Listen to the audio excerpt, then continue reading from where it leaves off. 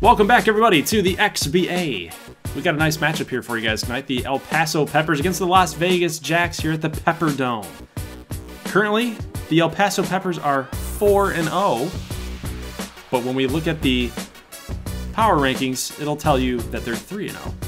Kind of weird, I don't know, a little bit of a glitch there. But DeAndre Ayton is a big reason why they're currently undefeated. There's the power rankings. There are some interesting teams up there, guys. You got the Vortex, you got the Bandits, you got the Bruisers, all undefeated.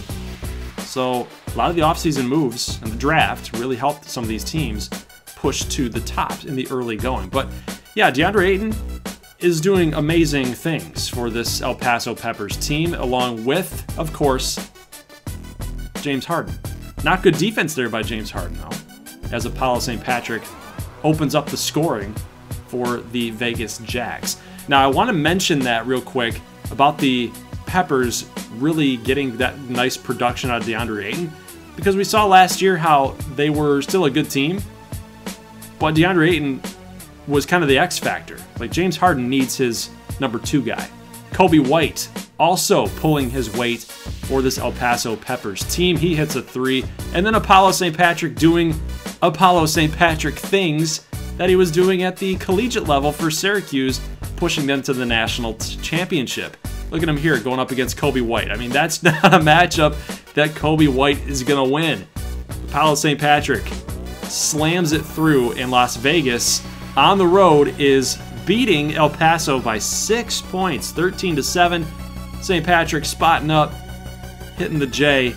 We got a 15-7 ball game here. Still 15-7. Here's Kobe White. Gonna miss this shot. Rebound by Portis. Here comes DiVincenzo. Pass out to St. Patrick, and he picks up the foul. This is what he does. He loves to get down low, and he's gonna hit the free throw as well. So Apollo St. Patrick gets the three-point play there. Look at DeAndre Ayton. I mean, that is beast mode right there. He misses his own shot, rebounds his own shot, and then puts it through with the one hand. Like, it's simply amazing.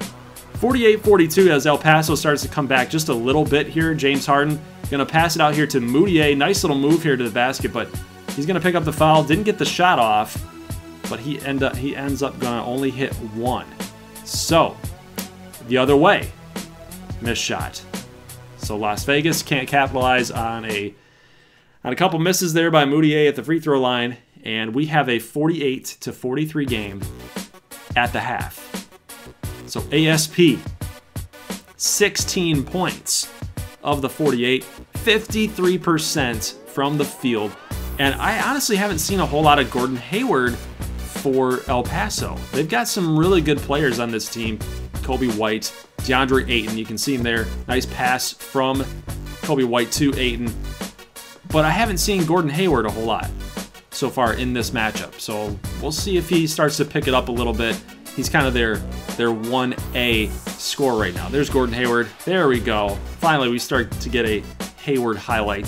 103-85. James Harden, though, that's an insane move to the basket, but it's not going to matter, guys. This is pretty much the only highlight reel in the fourth quarter for these guys. And Las Vegas is going to go on the road and get a nice win by 8 over El Paso. So it's a very good win for ASP and the Jacks. We didn't see a whole lot of Jokic either. It was really, Apollo St. Patrick kind of stole the show. Only 12 points for James Harden. So you're talking about the X factor for the Peppers and why they probably lost this game. It was probably due to the point production from James Harden. Jokic actually had 24 points. He was 10 of 17. St. Patrick was great too. He had over 20 points as well. Very, very good performance by the Las Vegas Jacks. All right, so kind of a cool matchup here at the Mayflower Center. For you guys that are new viewers that haven't seen the old look of the Boston Pilgrims, well, they've been rebranded, but Miami has stayed the same. So an older feel team, a retro type of team with the Pilgrims, they were like, you know what, we gotta match the intensity here with the Miami Night Owls uniform sets and their logo, right? We gotta do that, or else we're gonna be left behind in some of the fan votes, the fan favorites. Let's get into some gameplay action here. Here comes Chris Paul on Ricky Rubio, and he's gonna dish it out to Draymond Green, who's gonna hit the 3 in the corner to put Boston up. Dion Waiters has been kind of their mid-range, long-range specialist for this team, as with Dirk Nowitzki and Jason Tatum and Vucevic. We got a lot of guys that like to get inside, and Waiters has been kind of that go-to guy to hit 3 bombs. He's gonna miss this shot here as Jared Allen picks up the rebound. And watch this, Vucevic missed his assignment there, pass to Green, kicks it back out to Paul, right over top of Vucevic. He's trying to get back to his assignment. And Chris Paul kind of putting this team on his back here. Watch this, a steal off of Ricky Rubio.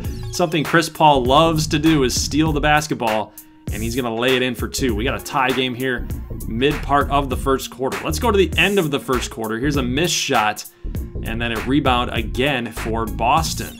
Here comes Boston, just plowing through the Miami defenders. That's Jeremy Lin on the defensive assignment there. Here is Jason Tatum for 2. Gonna miss. Nice rebound by Vooch. And he's gonna lay it in for 2. They are now down by 9 points here. 9 points. Missed shot by Dirk. Excuse me, Maxi Kleber. Maxi Kleber is gonna miss. 37-28 still. And here comes DeLon Wright. He's working on Jeremy Lin again, who, defensively speaking, I don't know, it was a missed shot, but he did not look good right there. Could have been another easy basket for Boston, but here comes Shake Milton. He's gonna draw the foul. We're going to the end of the second quarter, and that almost went in. That almost went in as a prayer shot before going to the end of the first half. So we got a Boston lead here on top of Miami, 37-30. And mainly it's because of the field goal percentage. You got 52% for Boston, 41% for the Miami Night Owls. So again, their offensive production just is not there. They're not consistent. We thought that them adding a guy like Artem Kozlov would kind of push them over the top just a little bit. I think making the playoffs kind of hurt them a little bit, trying to get that offensive piece that's really going to help them out. But here's Tatum, and now, oh, Artem Kozlov going to hit a 3? No. He misses the shot, and down by 7 points. You got to play some good defense here, but look at this. Kozlov, good defense on Chris Paul. That's a challenge for a rookie, and he just absolutely stepped up. Very terrible, terrible defense right there by Joe Harris. Dion Waiters coming the other way, going to hit a 3-ball. Miami coming back a little bit. They're now down by 3. Here comes a 3-ball. Good defense by, looks like Vucevic. I believe that's Vucevic right there at the top of the key there now. And now here comes Waiters. Now Dirk Nowitzki, what are you doing? What? Why would you try to hit that shot? It's like, why do you make it more difficult than it should be? Chris Paul, though, going to hit a 2. We're nearing the mid part of the fourth quarter, guys, with 3 minutes and 10 seconds left. Tatum, oh, that's a great pass by Rubio. They're now down by 1 point. Tatum there with 18 minutes and 21 points. He has been probably the MVP right now for Miami. 74-73 game here. Here's Draymond. Gonna hit the 3 in the corner. He didn't even have to get the green, and he still got it. Chris Paul gonna miss, though, with 2:16 to go. Here comes Miami with Dion Waiters. Can he hit the shot? He's got it. He's got it. We got a tie game. Waiters with 13 points so far. That was another 2-ball for him. And we got ourselves a tie game, guys. 2 minutes to go. Here comes Chris Paul. Pass to Draymond Green, who's going to get the green. 80-77. You got to get some buckets here. Dirk misses. Vucevic with the rebound and the foul. Can he get the 3-point play? Jarrett Allen with that foul. He will get the free throw in. It's going to be a tie game again. 80-80, and then Joe Harris working on Waiters. That's a good matchup down low. He's got that figured out. It's an 82-80 game here. Here's Waiters for 3. Nailed it. Dion Waiters nails the 3-ball. 1:10. And we got a foul. Where'd the foul happen from? It was an off-ball foul. And it looks like it was on Dion Waiters. Watch this right here. He just grabbed him a little bit. He got away from him, thought he could get cheeky. He thought he could get sneaky, and now we've got a miss. Oh, is that miss gonna loom large? We'll have to find out. So Joe Harris misses a free throw with nobody around him. The pressure was just too much, it seems like. Here's a 3-ball from Chris Paul, and that's not going to matter. The miss is not going to matter. 85-83. Dirk Nowitzki. Oh, nice move. Get it in. Go for it. What are you doing? He kicks it to Rubio. Misses the shot. Green with the rebound. 44 seconds to go. What was Miami doing on that possession? Dirk, you had an open shot. You're a Hall of Famer, man. Come on. You got to do that. Good defense by Dirk, though, here. You got to get back. Draymond's over there. But it's going to be a jump ball. So Nowitzki against Chris Paul. You like that matchup, but Harris, he bounces it back over to Harris. And then Roberson for 3, miss. Vucevic with the rebound, 20 seconds to go. Here comes Waiters on Chris Paul. Is he gonna challenge him? He's got the double team. Oh, Rubio, get it in. He's got it. He's got it. Roberson was bringing the heat on defense there. And now we got a tie game, 85-85, and he got the foul as well. Rubio hits the free throw. Now at 13.2 seconds, you're thinking, if you're Boston fans, you're thinking about that miss by Joe Harris. And then Chris Paul is doing the CPU shuffle. The CPU slider shuffle. What is he doing? What is he doing? Takes a big 3-ball off the backboard, can't hit it. Oh man, it's such a great game. It was such a great game. But Boston is gonna lose, probably due to the CPU and 2K Sports. Thanks a lot. CPU Logic. Put it in the chat, guys. Put it in the chat. Hashtag CPU Logic. I will credit Miami, though. Yes, they got that late game foul on Joe Harris. He missed it, but, you know, they had to still come through offensively to get the job done, and they did. They did. Very questionable play call by Boston to double team, leaving Rubio wide open, and then Roberson getting the foul after the make. That's on Boston. That's totally on Boston. I don't think Miami sneaked away with the win. I think Boston really just lost the game. What do you guys think in the comment section? And by the way, if you have any idea on how to fix that from the CPU, this is on Hall of Fame difficulty. The sliders pretty much favor offensive output. We're in about the mid-60s. Defense is about mid-50s. I don't really know how to fix that. So if you guys have any thought process or, you know, trial and error that's worked for you, let us know in the comment section. I'm all ears about that. Okay, let's get into this matchup here. We got Atlanta against Dallas, and early points here by Jedrej Sobchak. He got the rebound, got the points in there to lead off the scoring. So the rookies, Sobchak, Zagarac for Dallas. We're going to be watching those guys, of course, and of course we'll be watching John Wall and Trae Young, along with others that are very interesting to watch, see how they're going to do in this game here. But Zagarac, you saw him bringing the basketball out. He can kind of play. He can kind of play a little point guard, right? He's big enough to be in that Ben Simmons role, except guess what? He can actually hit some 3-balls. Here's John Wall. That's a miss, by the way. That's a miss. It looked like it went through, but it was a miss as Zagarac blocked him, and then he gets the rebound and then puts it back. He's a beast, man. He's an absolute beast. You want to talk about beasts on the other end?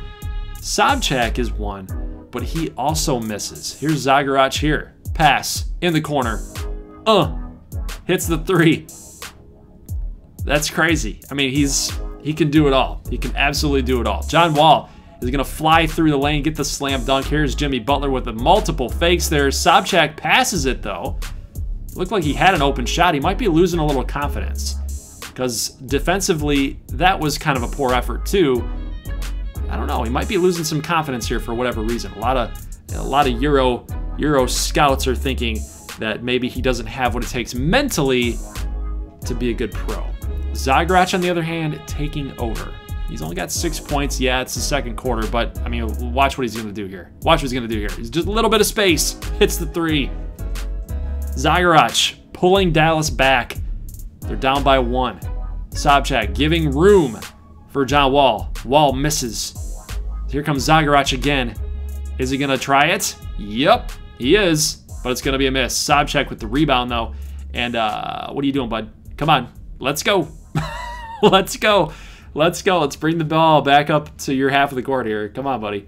Yeah, it just seems like Sobchak's a little bit off there. I mean, look at this. He's driving, taking multiple steps when he doesn't need to, extra steps, versus just being aggressive and playing the game like he knows how to do. So I think it's probably something to watch out for as we go along here in year number 2. So Trae Young is going to fire up a 3-ball. He's going to miss near the end of the second quarter. And that's going to be it for the first half. So it's a 50-49 game. Atlanta is up by 1, and this one is very, very close. The assists mark, though, for 12 against 5, that might be a factor, but I think it's got more to do with the rookies, with the 2 rookies performing. Well, I guess Sobchak's not performing. I guess you'd say that Zagorac has kind of been taking over in that regard. Atlanta needs Sobchak to kind of step up in this game if they want to take out Dallas, I feel like. Because Trae Young is producing, he's doing his thing. John Wall's doing his thing, Butler as well. They kind of need that third player to be helping them out here in a close game. But it's 72-65, so they are leading here in a block. Nice block.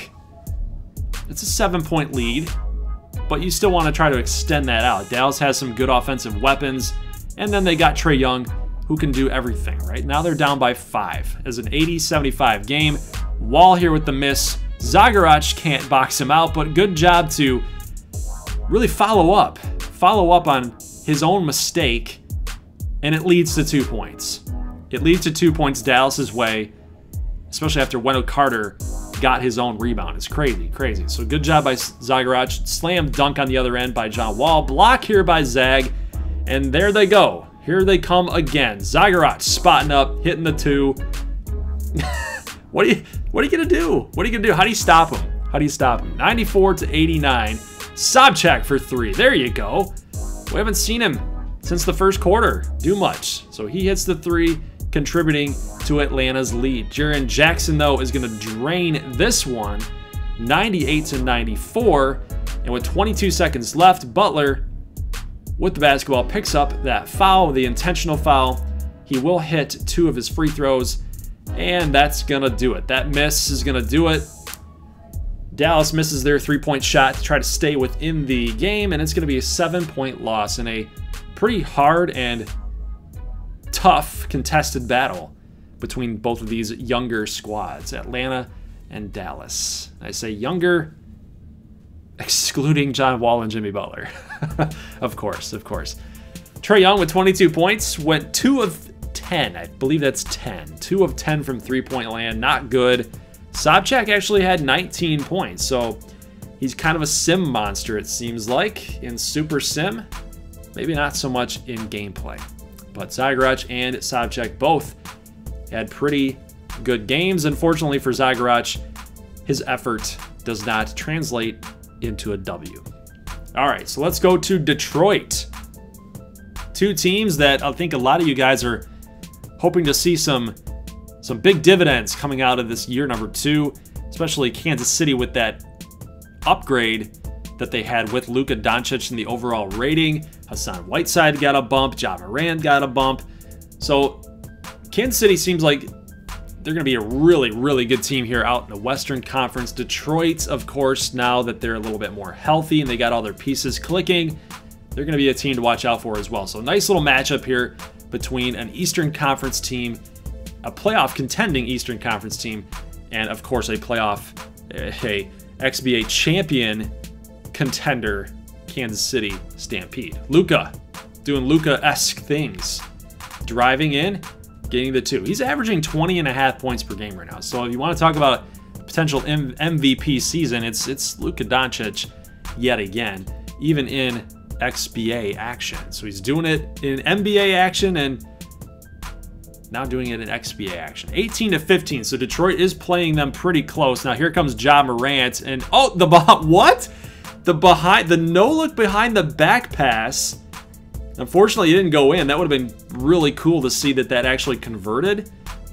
But Thon Maker is going to get to the line and end up missing 2 of his shots. 2 free throw shots being missed for Thon.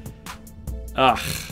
Whenever you see a pretty play like that, the no look behind the back, you want it to go in. You like, that's just step one of the process. You want to see a shot like that go in, or a play like that convert. 2 points somehow goes in. I don't know how Gafford got that through, but he did. Second quarter here, 3 minutes and 35 seconds. Luka gets blocked after what looked like he was going to get that in. Here comes Ja with the three-point attempt, and he's going to get that green to go. So Kansas City extending that lead out. It is a 44-38 game here with 10 seconds left, and Bazemore gets the steal. Luka with the defense, and he intentionally, that looked like it was going to be an intentional foul. Like, you're not going to just let him get those easy points to go. He ends up hitting 2 of his free throws. Luka with the shot and a miss at the end of the half. We got ourselves a 4-point game, and Boogie Cousins is loving it. And you ever like play organized sports, and you know when you look across from the field, or you look across the court, the ice, the rink, whatever you guys got, whatever you play, and you're like, you know what, these guys, we know that they're just better than us. I think that that's what Detroit's looking at when they look at Kansas City, and they're thinking to themselves, you know what, we are hanging in there against these top dogs. We can get some momentum here going into the rest of this season. It's early, but it would be good momentum nonetheless. So 73-77, a 4-point game, and Luka's going to try the CPU slider shuffle. He's going to hit the 3. Unreal. So he actually hits it. Chris Paul did not in that Boston game that you guys saw. He's feeling it. He's feeling it right now. It's a 7-point game. Let's move to the start of the fourth quarter. It's actually a 9-point lead for Kansas City. And what are you doing, Denzel Valentine? Come on, dude.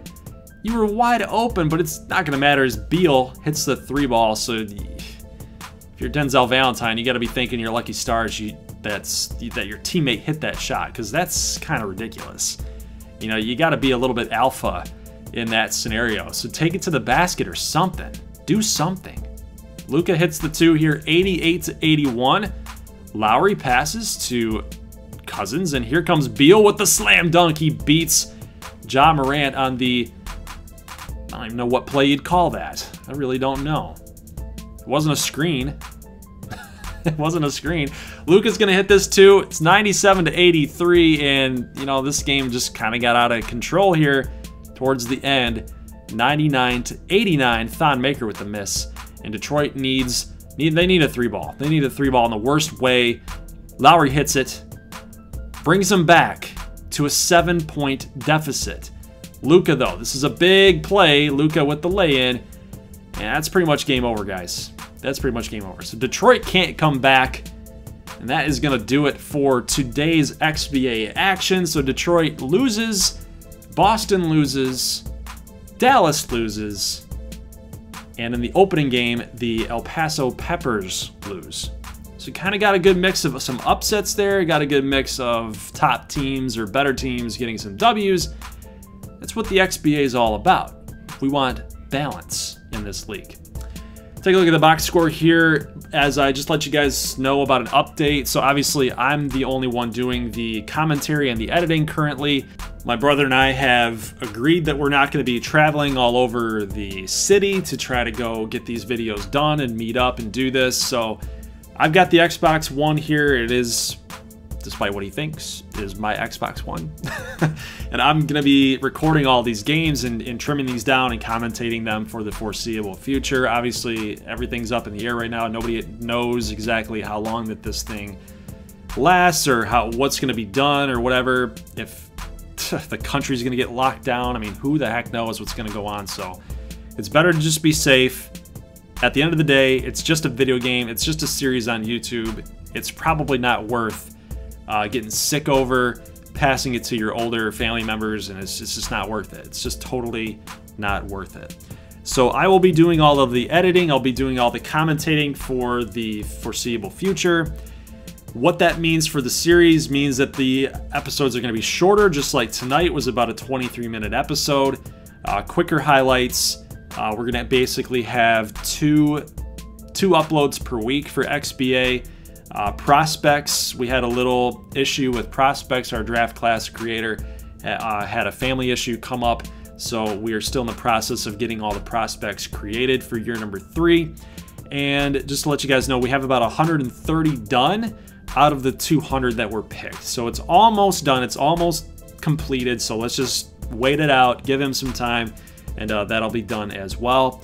Next update for XBA series would be XBA 2. That's actually going to come next episode. So that's going to come on Friday's episode at the very end. We got 5 games to show. We saw 4 tonight. We got 5 coming on Friday. And then plus we'll get some XBA 2 action going. I might even just upload 1 game and then just see how that goes, and maybe just have the commentators commentate the game, color announce the game, not have me do it. So just so you kind of guys get a feel of, you know, how the games are being played and all that. So I might do that. Still up in the air about that, still considering that. But I just want to give you guys an update about XBA and all things covering the series, from us editing, from us posting it, getting it out there, so on and so forth. So guys, leave a like if you liked tonight's episode. I will see you on Friday for XBA action to finish off contest week number 2.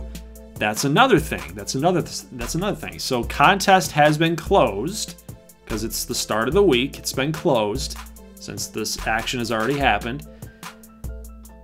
On Friday, you guys will see the conclusion of the contest week, which means a new contest period will open.